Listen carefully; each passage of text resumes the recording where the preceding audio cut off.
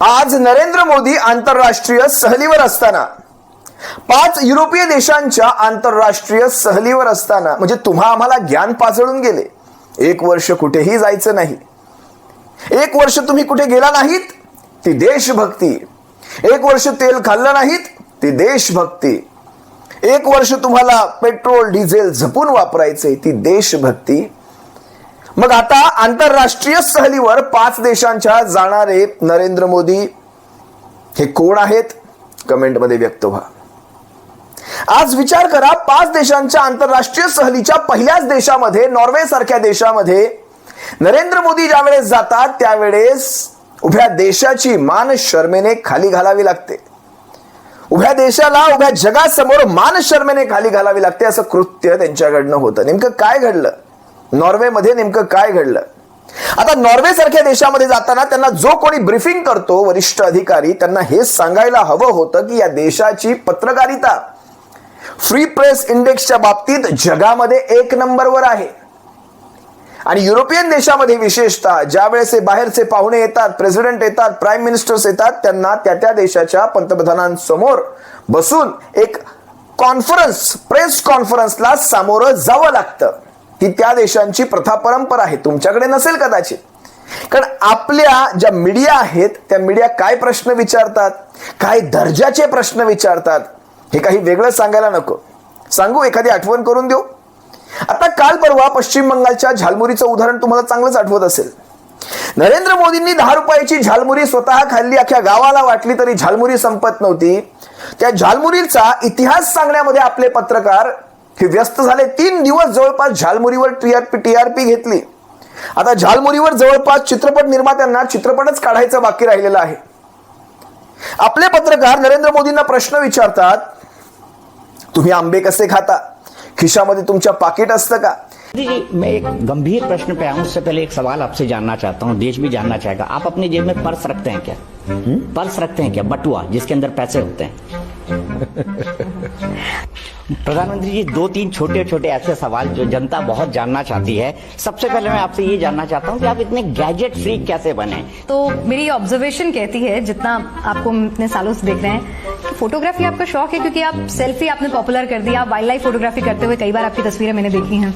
प्रधानमंत्री जी, एक और महत्वपूर्ण बात है जो आप पे बड़ी सूट करती है, जैसे आप ड्रेसअप करते हैं, तो क्या आप फैशन के बारे में भी उतना रुचि रखते हैं, कपड़ों के बारे में उतना रुचि रखते हैं? क्या आप पढ़ते हैं? कैसे डिसाइड करते हैं कि इस ओकेजन के लिए क्या पहनना? एक बात मैं आपसे यहाँ जानना चाहता हूँ, हमने ये तो सुन लिया आपके अक्षय कुमार वाले इंटरव्यू में कि आपको आम खाना पसंद है, लेकिन दिन भर जब आप इतना वर्क करते हैं, आपका बिजी शेड्यूल होता है, आप क्या खाना पसंद करते हैं और कितने मील्स खाते हैं दिन में? तो मोदी जी को कौन सी मिठाई सबसे ज्यादा पसंद है? मुझे कुछ ऐसा है ही नहीं जी, कुछ भी आ जाए. आप कैलोरी कॉन्शियस हैं कि इतनी खा ली आज कैलोरी, थोड़ा कम खाएं? नहीं, मैं ऐसा दिमाग खपाता नहीं मुझे. मैं इतनी मेहनत करता हूँ तो मुझे कुछ कैलोरी के हिसाब से चलूंगा तो कहाँ मिल पाता है. मुझे जहाँ तक याद है, आपने एक बार मुझे बताया था कि आपको खिचड़ी बहुत पसंद है. और क्या क्या बना लेते हैं आप? ये सब कुछ बनाता हूँ. सब कुछ. सब? रोटी बेलनी भी आती है आपको? हाँ, सब कुछ बनाता हूँ. पूरा मतलब खाना तैयार कर सकते हैं. ये कैसे सीखा आपने?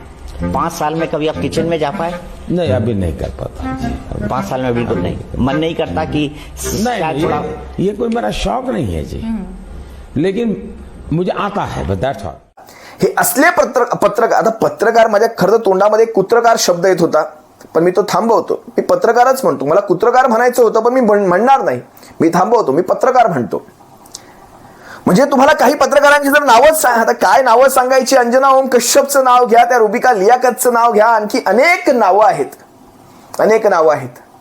याच नावांबरोबर पंतप्रधान समोर बसतात. इतरांच्या कुठल्याही प्रेस कॉन्फरन्सला उत्तर दिलं जाणार नाही. इतर कुठल्याही पत्रकाराला बोलावलं जाणार नाही. आज अशा वेळी ज्या वेळेस तुम्ही नॉर्वे सारख्या देशामध्ये जाता, पंतप्रधान, तुम्हाला हे माहीत असायला हवं, किंबहुना तुमच्याकडून ते वदवून घ्यायला हवं होतं की पत्रकार काही प्रश्न विचारतील, कमीत कमी काहीतरी थातूर मातूर उत्तर देऊन वेळ मारून न्यायला हवी होती. आज खरंच मला कॉम्प्रोमाइज्ड पीएम हा राहुल गांधींचा त्यावेळेसचा एक शब्द आठवला. ज्यावेळेस ते म्हणाले, देशाला गहाण ठेवलं जातंय, देशाला बिझनेसमॅन लोकांसाठी गहाण ठेवलं जातंय, देशाच्या पॉलिसीज या मित्रांसाठी बदलल्या जात आहेत. आज देश गहाण ठेवलं. एक उत्तम उदाहरण सगळ्यात प्रथम पहा. आप देख लेना, कुछ ही दिन में आपको दिख जाएगा कि अमेरिका ने अदानी पे केस डाला था, उस केस को डोनाल्ड ट्रंप रद्द करेगा. आप देख लेना, गारंटी देके कह रहा हूं मैं आपको. क्यों? क्योंकि नरेंद्र मोदी ने अमेरिका से सौदा किया. अब अमेरिका के जस्टिस डिपार्टमेंट ने अडानी पर लगे सारे आरोप वापस ले लिए. जस्टिस डिपार्टमेंट ने गौतम अडानी और उनके भतीजे सागर अडानी के खिलाफ दर्ज सारे आपराधिक मुकदमे हमेशा के लिए बंद कर दिए हैं. गौतम अडानी पर न्यूयॉर्क में आपराधिक मामले दर्ज थे. व्हिडिओमध्ये स्पष्ट शब्दात तुम्हाला कळालं आपण कुठल्या दिशेने चाललोय. आता लक्षात घ्या, नॉर्वेची ती 22-23 वर्षांची ती महिला पत्रकार म्हणते, मिस्टर मोदी, तुम्ही आमच्या प्रश्नांना उत्तरे न देताच कसे काय जाऊ शकता? तुम्ही जगातल्या अशा मीडिया समोर उभे आहात, त्या मीडियाचा फ्री प्रेस इंडेक्सच्या बाबतीत, मीडियाला असलेल्या स्वातंत्र्याच्या बाबतीतला क्रमांक हा पहिला आहे. तुम्ही 157व्या स्थानावर आहात. म्हणजे आता तुम्ही म्हणाल 157वं तितकंसं वाईट नाही, पण जर तुम्हाला सांगितलं 180 पैकी 157, तर नक्कीच ते वाईट नाही, वाईटच्याही खालचं आहे. मान शर्मेने खालीच घालून फिरावं लागेल तुम्हाला. आपल्या बरोबर किंबहुना आपल्या मागे तुम्हाला आफ्रिकेतले काही हुकुमशाही देश तुम्हाला पाहायला मिळतील. हुकुमशाही, जसं पॅलेस्टाईन असेल, इस्रायल असेल, माफ करा, सिरिया नावाचा देश असेल, क्युबा नावाचा देश असेल, अगदी पाकिस्तान सुद्धा तुमच्या आसपास आहे. म्हणजे तुमची पत्रकारिता कुठपर्यंत नेऊन ठेवली, कुठे नेऊन ठेवली पत्रकारिता माझी, काय म्हणता? मी तुम्हाला मागेही हे वाक्य सांगितलं होतं, ज्या वेळेस आवाज, अन्यायाविरुद्ध आवाज उठवणाऱ्यांचा आवाज दाबला जातो, मारला जातो, क्षीण केला जातो, त्यावेळेस तो देश हुकुमशाहीच्या दिशेने जात असतो. आणि आपण हुकुमशाहीच्या दिशेने जात नाही आहोत, आपण दौडत आहोत, आपण पळत आहोत हुकुमशाहीच्या दिशेने. त्या पत्रकाराने नेमका काय प्रश्न विचारला होता नरेंद्र मोदींना? एकदा हा प्रश्न पहा. Will the Prime Minister start taking critical questions from the Indian press at some point in the future? We have a question there. But I might also have follow-up questions, so it would be Please. better if you answer We right have away and then questions. I can follow up. I'm conducting the press conference, so please. Please don't interrupt me. Please don't interrupt me. You ask me a question, please. This is my press conference. काय म्हणते ती महिला पत्रकार? Prime minister Modi, why don't you take some questions from the freest press in the world? ज्यावेळेस त्या महिला पत्रकाराच्या तोंडी freest press हा शब्द आला, तुमच्या माझ्या करोडो भारतीयांच्या कानाखाली ती सुद्धा एक सणसणीत चपराक होती. फ्रीएस्ट प्रेस, आपण 157व्या स्थानावर 180 पैकी, आणि त्यांचा देश पहिल्या स्थानावर. अशा देशामध्ये जाऊन पत्रकार समोर उभे असताना पळून जाणं, ते पत्रकार सोडणार तुम्हाला? त्या पत्रकाराने आणखी काही प्रश्न विचारले. आमचं सोडा, तुमच्या भारतातल्या पत्रकारांच्या प्रश्नांना तुम्ही उत्तरे कधी देणार? त्यांच्या क्रिटिकल प्रश्नांना तुम्ही उत्तरे कधी देणार? मी तुम्हाला एक व्हिडिओ दाखवेल. या व्हिडिओमध्ये खरं तर मला त्या परराष्ट्र मंत्रालयाच्या अधिकाऱ्यांची दया येत होती, कारण आपल्या नाकर्त्या माणसाच्या त्या नाकर्त्या भूमिकांचा परिणाम ह्यांना भोगावा लागत होता. कारण नाकर्त्या भूमिका म्हणजे उत्तरे न देण्याच्या भूमिका, पळून जाण्याच्या भूमिका. आजवर परराष्ट्र मंत्रालयाच्या अधिकाऱ्यांना कधीही अशा प्रेस कॉन्फरन्स घ्याव्या लागल्या नव्हत्या, कारण त्यांची कामं ही नाही आहेत. त्यांची कामं धोरणं असतील, दोन देशांचे संबंध असतील, ही त्यांची कामं. इथे तुमचा प्राईम मिनिस्टर आमच्या प्रश्नांना उत्तरे का देत नाहीत यासाठी प्रेस घ्यावी लागली. पण ज्यावेळेस त्या महिला पत्रकाराला, कारण तिने त्यानंतर ट्विट केलं, ट्विटमध्ये एक व्हिडिओ टॅग केला, त्यानंतर तिला बोलवावं लागलं, कारण आंतरराष्ट्रीय नाचकी होऊन गेली होती. ज्यावेळेस तिला बोलवलं गेलं, इथेच परराष्ट्र मंत्रालय, विदेश मंत्रालय फसलं. कसं फसलं मी तुम्हाला एक 4 मिनिटांचा व्हिडिओ दाखवणार आहे. या 4 मिनिटांच्या व्हिडिओमध्ये त्या पत्रकाराने मोदी समोर नव्हते, पण त्या जॉर्ज नावाच्या अधिकाऱ्याला ज्यावेळेस प्रश्न केले, त्याने प्रश्नावर उत्तर न देता सारा गाव फिरून आला, पण प्रश्न मात्र टाळला. कसा टाळला? एकदा हा 4 मिनिटांचा व्हिडिओ माझी इच्छा आहे तुम्ही सलग पाहावा. पहा. Helle and come from the Norwegian newspaper Dagsavisen. I am wondering, as we strengthen our partnership, why should we trust you? Can you promise that you will try to stop the human rights violations that goes on in your country? And also, will the Prime Minister start taking critical questions from the Indian press at some point in the future? And also, if possible, I would like you to answer straight away. Okay. Right now. Like now. Please, we have a question But there. I might also have follow-up questions, so it would be Please. better if you answer We right have away and then question. I can follow up. I'm conducting the press conference, so please. Why should we trust you? Oh, that's okay. And on the human rights situation.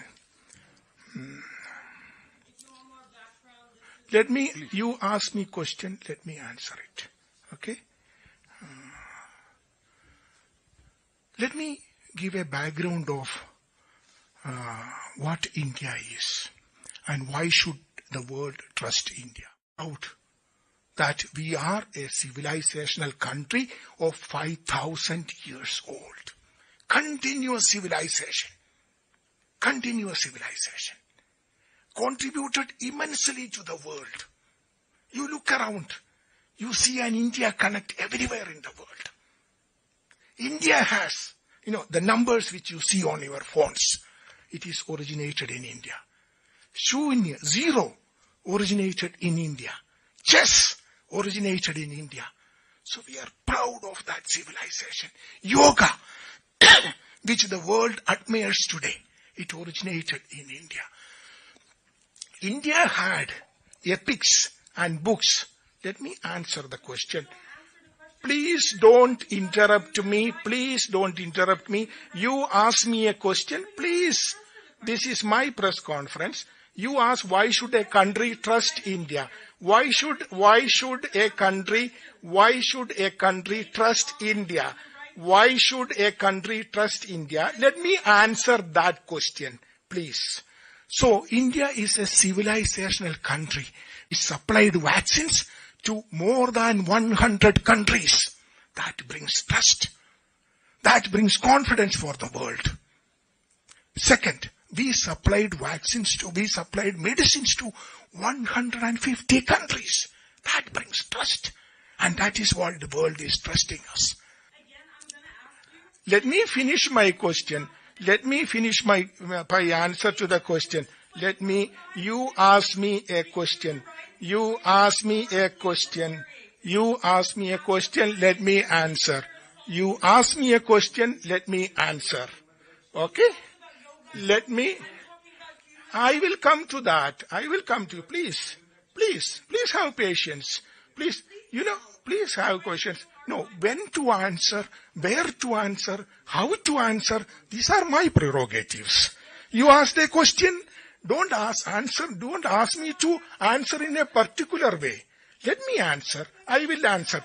On the issue which she asked about human rights, let me mention this. India is a country which is based on a constitution. India is the largest democracy in the world. Last time when we had the democracy, we had the elections in India, the participation was almost 1 billion people. That is the festival of democracy. ज्या वेळेस त्या परराष्ट्र मंत्रालयातल्या अधिकाऱ्याचा George नावाच्या अधिकाऱ्याचा आवाज त्या महिला पत्रकारावर चढत होता, ती महिला पत्रकार तिथून उठून निघून गेली आणि तिच्यासोबत आणखी काही नॉर्वेचे पत्रकार उठून निघून गेले. हा सन्मान ठेवला त्यांनी तुमचा. ते तुम्हाला काही म्हणाले नाहीत, तुम्ही पाहुणे आहात त्यांच्या देशामध्ये म्हणून तुमचा सन्मान ठेवला. ज्या प्रकारे तो परराष्ट्र मंत्रालयातला अधिकारी आवाज चढवून बोलत होता, त्या निघून गेल्या, कारण त्यांना या असल्या फालतूपणाची सवय नाही. जगात नंबर 1 वर त्यांचा देश आहे पत्रकारितेमध्ये, त्यांच्या स्वातंत्र्याच्या बाबतीत. मी तुम्हाला एक व्हिडिओ दाखवणार आहे. या व्हिडिओमध्ये ज्या वेळेस एक जुनी प्रेस कॉन्फरन्स आहे, कारण नरेंद्र मोदींनी पंतप्रधान झाल्यापासून भारतात एकही प्रेस कॉन्फरन्स घेतलेली नाही. 1-2 इंटरव्ह्यू घेतलेले आहेत. त्यांचेच काही भक्ताड पत्रकार, रुबिका लियाकत सारखे, अंजना ओम कश्यप सारखे काही भक्ताड पत्रकार ज्या वेळेस त्यांचे इंटरव्ह्यू घेतात, त्याच्यात ते मात्र छान उत्तरे देतात, पण पत्रकार परिषद एकही घेतली नाही. एक पत्रकार परिषद कशीबशी माझ्या हाती लागली. त्याच्यामध्ये ज्या वेळेस पत्रकार त्यांना प्रश्न विचारतात, ते प्रश्न कसे टोलवाटोलवी करून दुसऱ्यावर टाकतात. एक झलक पाहाच तुम्ही.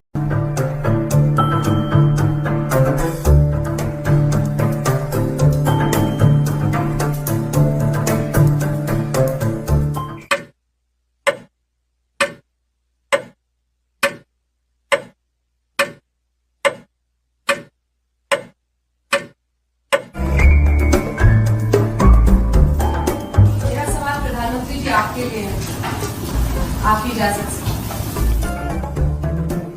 हम तो डिसिप्लिन सोल्जर है, अध्यक्ष हमारे लिए सब कुछ होते हैं। सर मेरा सवाल प्रधानमंत्री से था कि आपकी पहली प्रेस कॉन्फ्रेंस से आप पहला सवाल कि विपक्षी पार्टियां खिचड़ी पकाने लग गई हैं। 23 तारीख को सोनिया गांधी ने मीटिंग बुला दी है, उधर जो है केसीआर साहब वो सबसे मुलाकात कर रहे हैं, तो ऐसे में इनके लिए आपका क्या सर?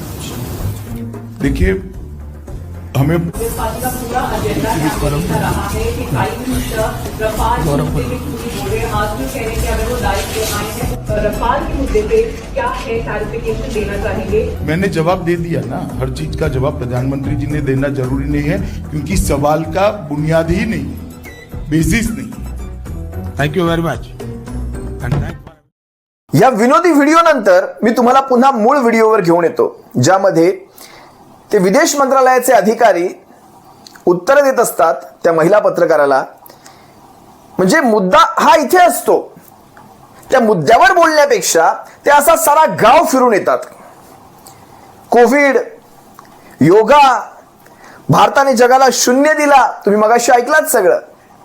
भारताने कशी जगाला औषधं पुरवली, भारताने कशा वॅक्सिन दिल्या, भारताने जगाला योगा शिकवला, भारताने याव केलं त्याव केलं. ती महिला पत्रकार वारंवार मध्ये बोलण्याचा प्रयत्न करत होती की माझा प्रश्न हा नाहीये, माझा प्रश्न जो हा आहे की आम्ही तुमच्यावर विश्वास का ठेवायचा, तुमच्या देशामध्ये पत्रकारांच्या बाबतीत काय चाललंय, तुमच्या देशामध्ये पत्रकारांना किती स्वातंत्र्य आहे, तुमच्या देशामध्ये मायनॉरिटीजला किती स्वातंत्र्य आहे, तुमच्या देशामध्ये कशा प्रकारे मानवाधिकारांचं उल्लंघन होतंय, या सगळ्यावर ती ज्यावेळेस महिला पत्रकार बोलत होती, हा माणूस जाणीवपूर्वक तिच्या मुद्द्याला काट देत होता आणि म्हणाला माझी पत्रकार परिषद आहे, उत्तरे तुझ्याप्रमाणे देणार नाही, मला जशी वाटतील तशी मी उत्तरे देईल. हे आंतरराष्ट्रीय स्तरावर आपल्या IFS दर्जाच्या अधिकाऱ्यांनी सुद्धा दाखवून दिलं. त्याच्यावर मी काही तुमच्या कमेंट्स घेतोय. तुमच्या कमेंट्सही फार बोलक्या असतात.